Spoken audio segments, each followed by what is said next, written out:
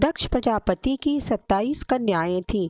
उन सभी का विवाह चंद्र देवता के साथ हुआ था, किंतु चंद्रमा को समस्त अनुराग केवल रोहिणी के प्रति ही रहता था। उनके इस कार्य से दक्ष प्रजापति की अन्य कन्याओं को बहुत कष्ट हो रहता था।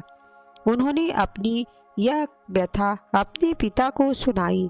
दक्ष प्रजापति ने इसके लिए चंद्रदेव को बहुत प्रकार से समझाया, किंतु रोहिणी के वशीभूत उनके हृदय पर इसका कोई प्रभाव नहीं पड़ा। अंततः दक्ष ने क्रुद्ध होकर उन्हें क्षयी हो जाने का श्राप दे दिया।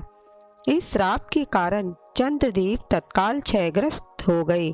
उनके क्षयग्रस्त होते ही पृथ्वी पर शीतलता का कार्य रुक गया।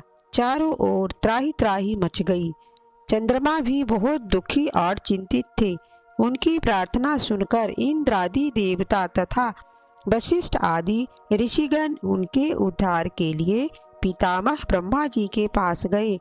सारी बातों को सुनकर ब्रह्मा जी ने कहा, चंद्रमा अपने शाप विमोचन के लिए अन्य देवों के साथ पवित्र प्रवास क्षेत्र में जाकर भगवान शिव की आराधना करें।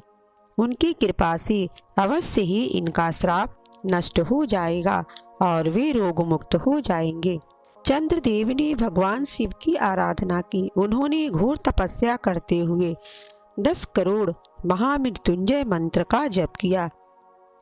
इससे प्रसन्न होकर मृत्युंजय भगवान शिव ने उन्हें अमृतत्व का वरदान दे दिया। उन्होंने कहा, चंद्रदेव तुम शोक ना करो, मेरे वर से तुम्हारा श्राप मोचन होगा ही साथ प्रजापति दक्ष के वचनों की रक्षा भी हो जाएगी।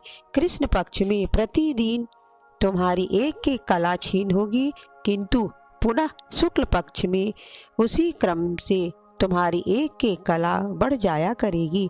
इस प्रकार प्रत्येक पूर्णिमा को तुम्हें पूर्ण चंद्रत्व प्राप्त होता रहेगा। भगवान शिव की कृपा, दर्शन, पूजन, आराधना से भक्तों के जन्म जन्मांतर के सारे पाप और दुष्कृत्य विनष्ट हो जाते हैं।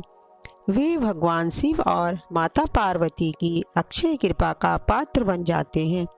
मोक्ष का मार्ग उनके लिए सहज ही सुलभ हो जाता है। उनके लौकिक पारलौकिक सारे कृत्य स्वयं अनायास सफल हो जाते हैं।